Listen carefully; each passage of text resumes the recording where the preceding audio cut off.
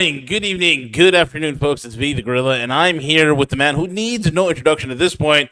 We're talking about the misfit of mayhem himself, the one and only John J. Singleton. And folks, you can find him over at aceofcoins.com, aceofcoins, all one word.com. And join aceofcoins.club, where you not only get the life hacks, you get everything you need to create income streams, find business opportunities, and set yourself up with proper asset protection. And with that being said, John, how are you, buddy? How's it going? I'm pretty good. I'm a little struggling out here in the water. Well, you're floating. I know that there's a lot happening right now, and it looks like you're in the Persian Gulf. No, it looks like I'm in the Atlantic. I was yesterday. I was shopping at Home Depot, having a good day. Next thing I know, I was deported. Oh my God, that's right. I'm out in the Atlantic right now. Well, you're the kind of misfit that the government doesn't like to have around. I don't know what it was. They wouldn't tell me, but I had to leave. So anyway, I'm broadcasting from the Atlantic Ocean. That's it. This is my raft. You're no longer John J. You're Juan. Juan Guillermo. Man, lots going on. The rhetoric is through the roof. People are right now. They have their pooping pants on. We're on the cusp of World War III. We all know it's a bunch of BS. We bombed nothing. There was nothing that was really bombed. Iranians hit back at U.S. military bases by announcing and calling the U.S. and letting them know which bases they're actually hitting, so that we can get our personnel and our equipment out. This is some of the best Hollywood production we've ever seen in a long time, John. You think it's fake? You think they didn't bomb the? No, they did. They 100% did, but there's nothing there. It's all orchestrated tit for tat. And I was like, all right, now you hit me. Yeah, and now, okay, I've hit you. Okay, now you play the bad guy. To relocate all over the place. Exactly. It's to make the American, the mainstream sheeple think, oh, look, America's tough and strong, and it makes the American population think like they're doing something. It makes the Israeli population feel like they're doing something, and it makes the Iranian population feel like that they're doing something. Everybody's the strong guy in the thing, but in the end of the day, it's the wealth of all the nations that are being pilfered and pillaged away. And the average American today, no matter what happens in the Middle East, folks, whether you need to go out and get 12,000 SPF sunscreen or not, the end of the day is you got to figure out how to make money. You got to figure out how to put food on the table and get those bills paid. And with that being said, John, I mean, considering all this, I don't know if you have any opinions on what's going on, but if you want to get into what you have, real things, real solutions, we can go into that. Whatever you want to do, brother. Well, just to comment on what you said, if there was a nuclear attack, you would never know. Exactly. You'd never know. Worried about. No.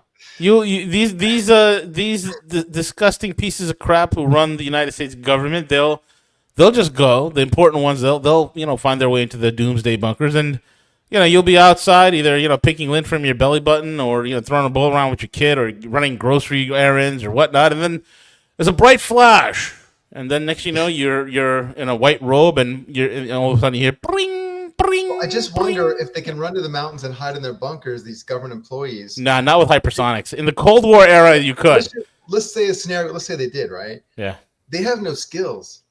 No, they don't. They're old. What skill does Paul Pelosi have? Recently I saw the image of Paul Pelosi about a year and a half ago when he was under his hammer attack, when his gay lover showed up to attack him with a hammer, and Paul Pelosi was there with just a shirt on and his underwear. Was right before he got knocked out by the guy who came to get him. Right. So these people have zero life skills. They don't know what it is to survive. Right. They're dumb as hell. They're arrogant and ignorant. They're stupid. It'll be more painful. Absolutely.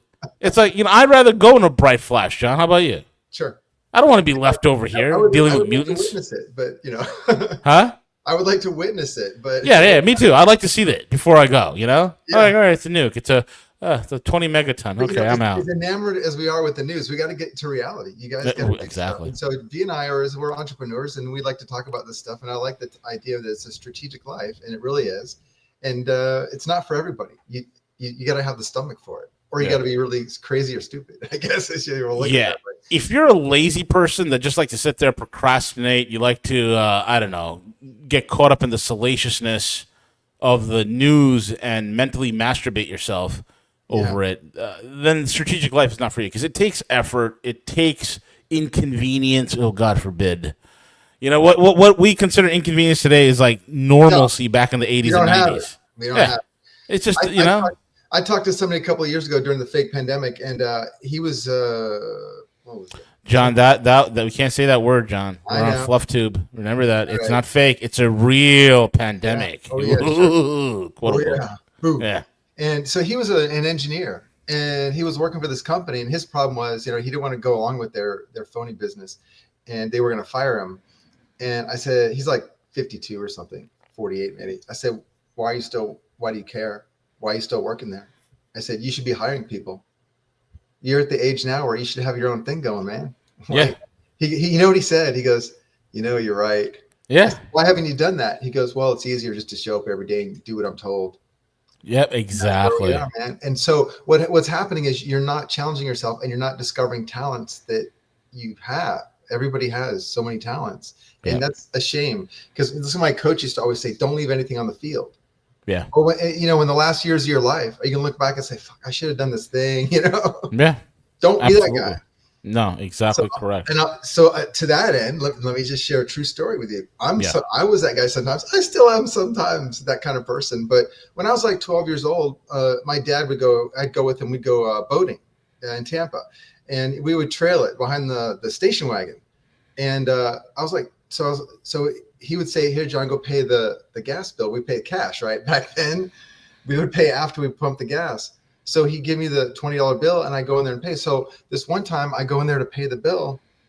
And when I walk across the islands, there's like 2 islands of gas pumps. And there's like a few people pumping gas. And I noticed a big wad of cash on the ground. And it was a lot of money. I knew it was a lot of money. It was probably, maybe $800, like in 20s or something like that.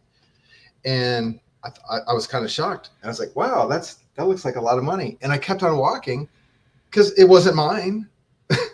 Right. I'm doing what my dad said. I'm not going to go take that. So I go and I pay, and I come back and I see that it's gone. So I made the mistake of telling my dad, hey, Dad, guess what? On the way over there to pay the gas, I found this big wad of cash. And he goes, where is it? I said, well, I left it there. It wasn't mine. And he goes, you what? And he got really angry, So, V and I talk about all these ideas and whatever, and maybe we're crazy and who cares what we're talking about. But maybe there's some good ideas, and maybe you're just listening to it and being entertained, and hopefully it's entertaining. But we like to see someone actually do something. Yeah. We want you guys making money. We want you guys creating income streams. We want you guys to cash on the ground.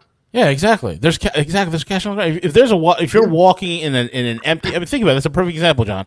Here you are. You're walking in the desert, right? I mean, and you're convinced to yourself it's a desert, and you happen to stumble upon an oasis, and in the oasis is a bag of cash, a couple $100,000. What are you gonna do? You're just gonna leave it out. You know what? Wait for the next one. Wait for the next one.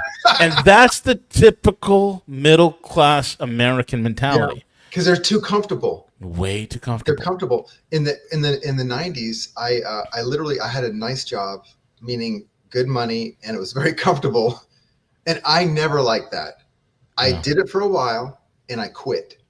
And everybody at my office said, "You're crazy. This is IBM. Why are you going to quit?" I said, "Because I'm too comfortable." Yeah, exactly. And I said, also, they're probably going to shut down this place down anyways because it's just an experiment. And they're like, "What? Because I read the book. I read the book. I knew what IBM did, and these guys didn't know. And sure enough, 2 years later, they shut it down. But I always want to be, not always, but I like being comfortable, but not for too long. Not for too long. It's not good, man. I get restless. Get old faster. Yes. Yeah. So V and I were just chatted before this, and I was saying, look, I want to share an idea with you guys. And I don't mind going into some technical details about how you can make some money with just a little bit of let's call it office work. Yeah. Keyboard type of stuff, but it's a sales job, but not like you think. It's not cold calling or anything like that. I'm going to show you how to do something that's right there that you can do. And if you're that person that's going to pick up that cash instead of walking by it, V and I are offering to do a series of podcasts to teach you the step-by-step on how to actually create this, what I'm about to explain to you. And we're going to charge you $1,000. I don't know. Maybe it's $1,000. What do you think, V? Maybe it should be $5,000. I don't know. Yeah, I mean, I think we should start it low and then work our way Yeah, high. So yeah, that's what I'm thinking. People are, oh, this guy's trying to sell something. No, we're trying to educate you. yeah. Well, And it's real feedback education too. is not free. It costs you something. When I had to Exactly. learn my things, when John was learning his thing and I was learning my thing and our respective endeavors and fields, we had to pay experts, man. We had to Yeah, pay people in order to or lose learn, money. or lose money You and learn learn by that way. losing money or paying people. Exactly. One way or the other. You Yeah, learn by burning money or losing it yeah, or paying it somebody else. So yeah. one way or another, it's coming out. You're gonna One way or pay. another, You're gonna you're go going to to pay. school, Yeah. so it will cost. But yeah, so it doesn't matter because that's not where we make our money, right? Right. But it's going to separate people that are, we call them toads. Yes. They just sit there and do nothing. Yeah. Yep. Those guys are not going to pay $1,000. But if you're the type of person that says, I need to be uncomfortable. here's $1,000. I was going to use it to do something stupid. I'll give it to you guys. Yeah. Anyway, so that's part of the lesson is you pay the $1,000, and maybe we don't know what we're talking about. Maybe you're disappointed. That's the risk you take, but I don't think you will be. So you want me to introduce the idea? Yeah. Let's get into it, man. So all around us, we like to complain about things that we don't want to do anything about. So like one example is homeowners associations. The homeowners association exists because there's a neighborhood of people that have a common interest, which means you live in my neighborhood, right? So you and I are part of an association of people that live in my neighborhood. So those associations are governed by usually corporate bodies, and they have bylaws, and they have a board of directors, and they have a servicing company, and all this infrastructure, all this overhead, whatever. And so people work together. But here's the interesting thing: these associations negotiate special pricing for like internet connections, landscaping, things that have to do with your house. You name it. I'm sure y'all have some sort of special thing in different neighborhoods. So what I'm thinking is you can negotiate. You don't have to be in this neighborhood. You can just be in the town somewhere, and with letter writing and maybe some personal visits, maybe some offers in the mail, phone calls, work out an arrangement where you've already figured out who supplies to grocers and restaurants non-perishable items. And people are going to buy them. They're going to buy them. Why? If you could get them at, let's say, 30%, 50% discount, because you can say, I have 12,000 people in my membership network, like Costco does. You already have the membership out there. You can have 3 HOAs, 10 HOAs, 5, whatever you want. And you have now the leverage that Costco has, or something like it. It's not exactly that much, but you can then negotiate better pricing for these consumer goods. I would go with non-perishable. It's kind of the better way to go. And then what would happen is you can figure out how you take delivery, who makes those deals, but you can set up the contracts and do it that way for HOAs, and you don't have to even live there. So what does it look like for you? How are you going to make money? Well, there's a spread. So you're the buyer's agent, and you pay yourself. So you're an independent contractor. So there's already a profession known as buyer's agents. Many buyer's agents are actually employees of the retailer. You don't have to be. You can be a buyer's agent, set up the contracts, and organize these things, and you can just do it endlessly. Now, that's just one idea. Very basic overview. Right. Exactly. And that's the whole entire thing here, man. It's like people don't realize that these are some of the hacks that people could do that are simple, that takes a little bit of effort, but you get the ball rolling. It can provide an income for you.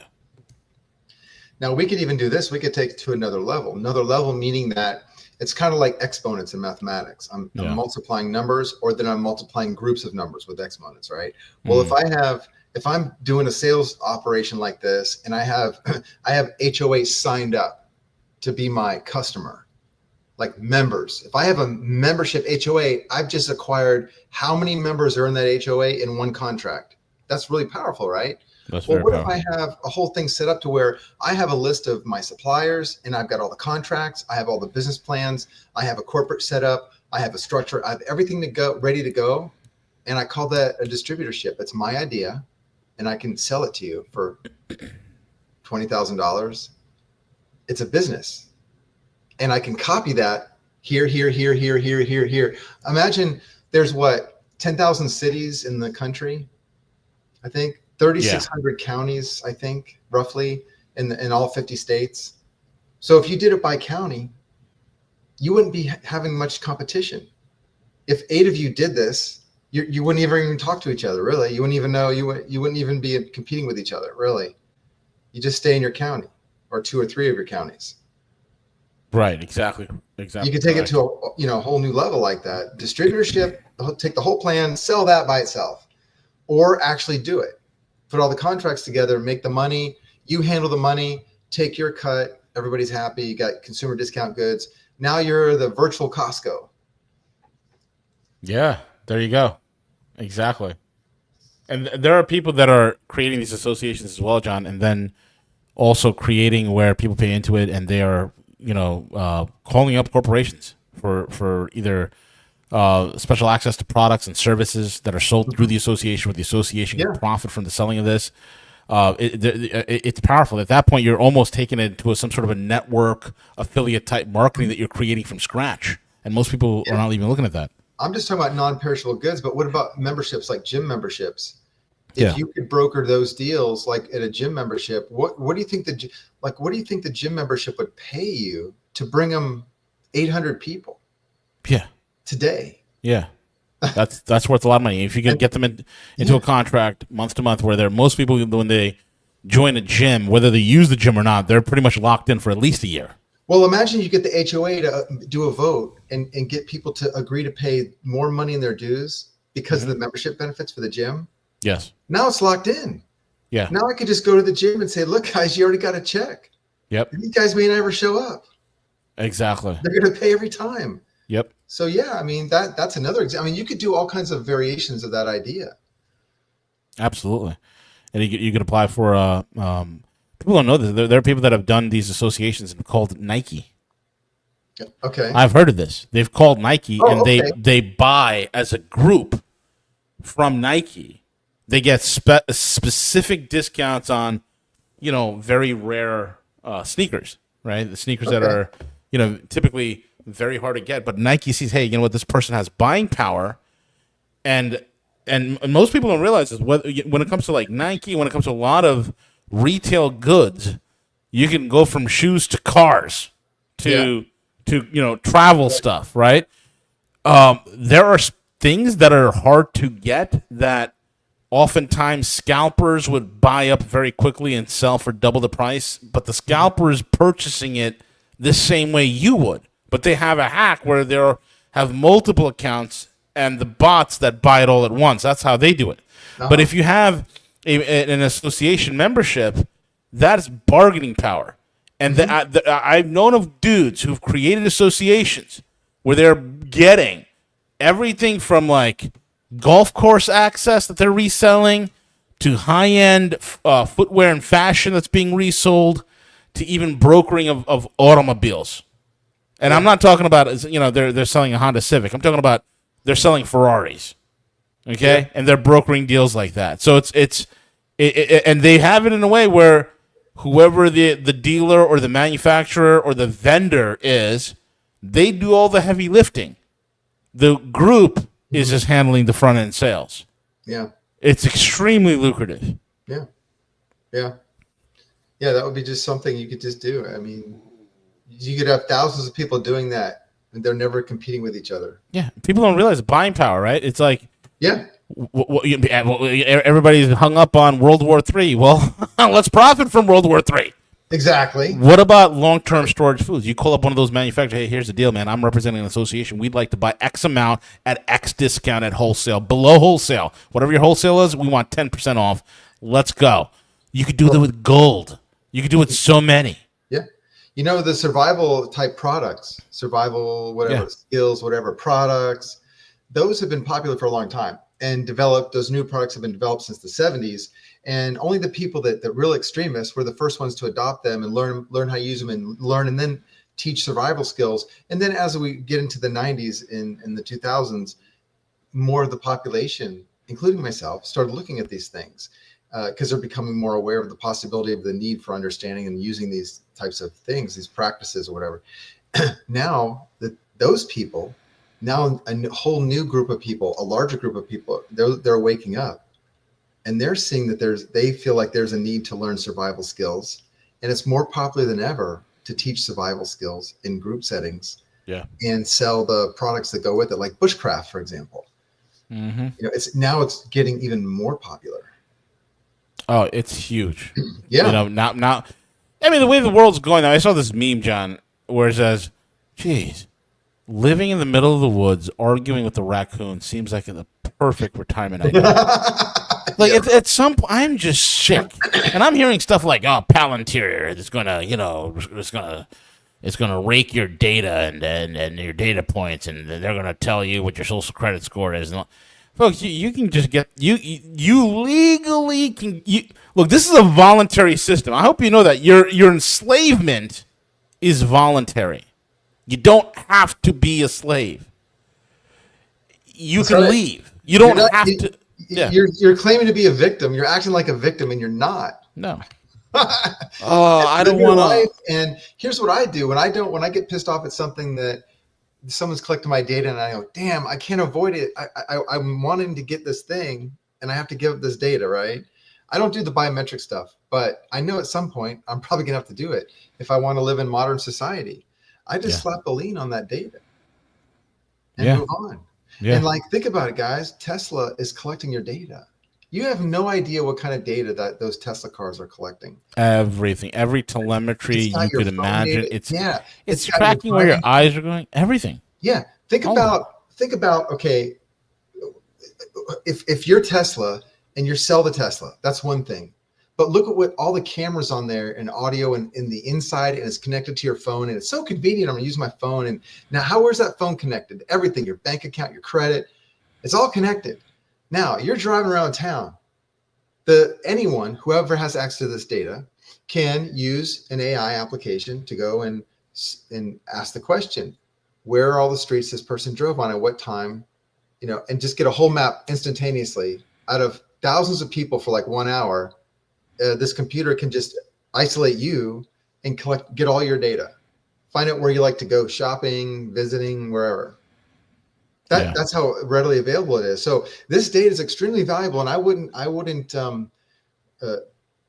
second guess for a second that it's not being sold to the Department of Transportation. Sold your Tesla data as you're driving around. Imagine what happens when there's a collision, right? Yeah. And the Tesla's not involved, but the Tesla has the data on it. Huge. Absolutely. We haven't seen yet that I know of cases in court where there's, damage claims or whatever, and testimony is obtained from whoever's collecting the data from your Tesla to bring in the video footage from your car that you're not even a part of that proceeding, but your data that you got from because you drove by is going to be in the court record. Right. and not only that, I mean, insurance companies are paying out the wazoo. Yeah. It's better for the actuarials too, because they're going to get more accurate data, but they're not going to pass any profit on to us. The insurance companies will just make more money because of better data. They'll have better actuarials about how people drive based on, age and demographics and all this stuff. They'll just dial it in better. So, but anyways, it's just we don't want to be complaining, right? Find something that appeals to you. Hopefully this appeals to you, this idea. I haven't done it, but I have 12 other things I'm doing.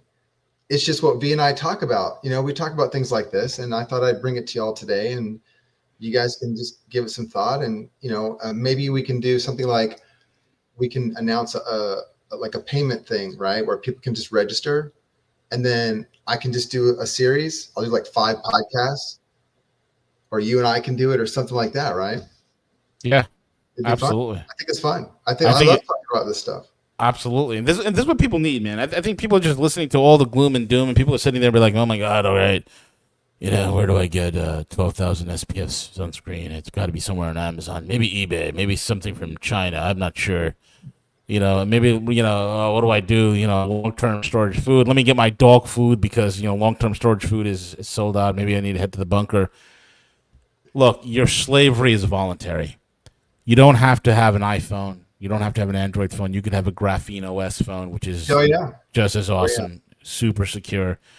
You don't have to voluntarily give your data to every single person on God's green earth.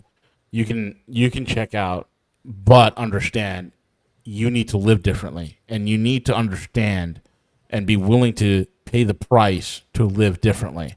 Have a strategy.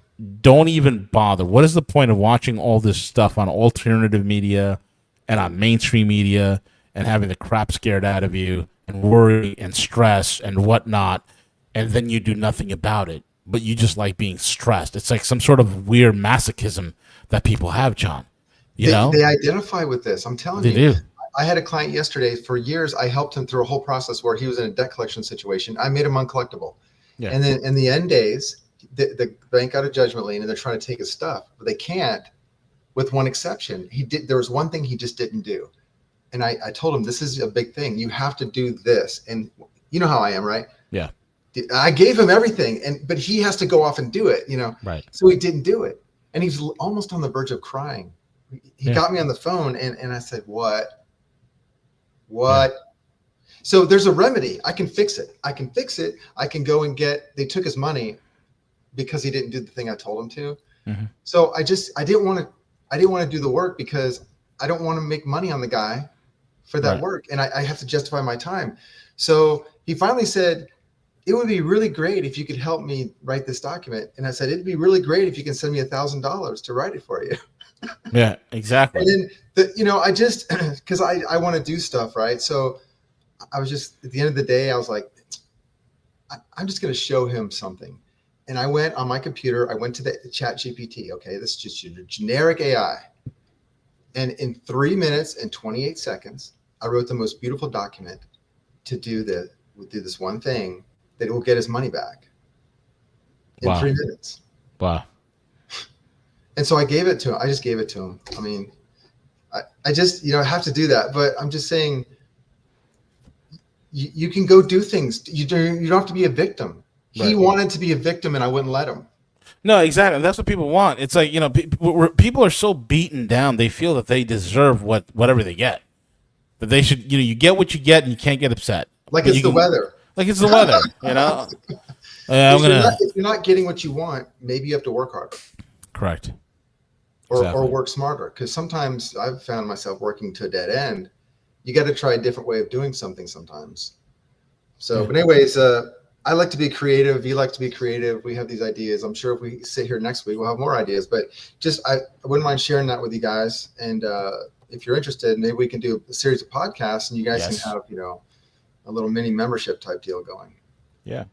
And guys, for you guys to come on board right there, aceofcoins.com, aceofcoins.com. It's right in the chat, aceofcoins.com. Go there, and that's where you contact John, and we can get you going on what needs to get done. So that's super important, guys. Super important. John, anything else? Good. Yeah, it's just something different, right? It's going to create some interaction with our audience. Right. And you guys got to put money on the table. You got to take a risk. You got to take the risk. And don't be a whiner. If you don't like the results, sorry, but I think you will. Exactly. We're not giving you insider advice to some meme coin that's being launched next week that could possibly so you can speculate and so you can sit keep there your and addiction going. Exactly. Keep your addiction going. We don't have any doom and gloom to sell you. We just got solutions. And here's the thing. You know what? It works so long as you work. It works so long as you are resourceful. And that's the whole key. You got to learn. You have to unlearn all these bad habits you developed and this core programming. And it is a program, folks. You've been all programmed in some regard. And what we're trying to do is unwrite and rewrite a new we got to unwrite the old program and rewrite a new one. Mm-hmm. And that's what we're trying to do here. We're trying to create a new way of thinking, a mind that always looks for opportunities in the chaos, opportunities in the storm. John, anything else you'd like to add? One last thing, man. What I do, someone asked me this today. Here's my answer to the question. Find out what it is you want. So make a list of what you want. So many people are so confused with the noise and technique and whatever. And forget all that stuff. Forget what you're seeing on the news. Like you're saying, man, forget the programming attempts and write down on a piece of paper, make it in words, what it is that you want in the next 3 years in your life. What changes do you want to make? What do you want to make more money? Do you want to travel more? Whatever. And then you figure out from that end result how you can get there. Yep. You'll be surprised. You'll come up with things you never thought of before once you start that way. Whereas if you're just like thinking, wow, what John said is great, I'm going to do it. And then you're not steering toward a direction. Like, why are you going to do that? Yeah. That's what I'm Exactly. just, one last thing I'll throw at you. Yep. Have the end result, where you're going for. Yeah, exactly. Very well said. Folks, thank you for listening. And again, it is John J. Singleton over at aceofcoins.com. Aceofcoins.com. Don't be a victim. Remember, your slavery is voluntary. You don't have to go living like this. You don't have to go thinking like this. Start a new day. Begin a new path that will set you and your family free and profit from the chaos. Learn how to live a very strategic life. With that being said, folks, we are over and out. See you all tomorrow. Cheers.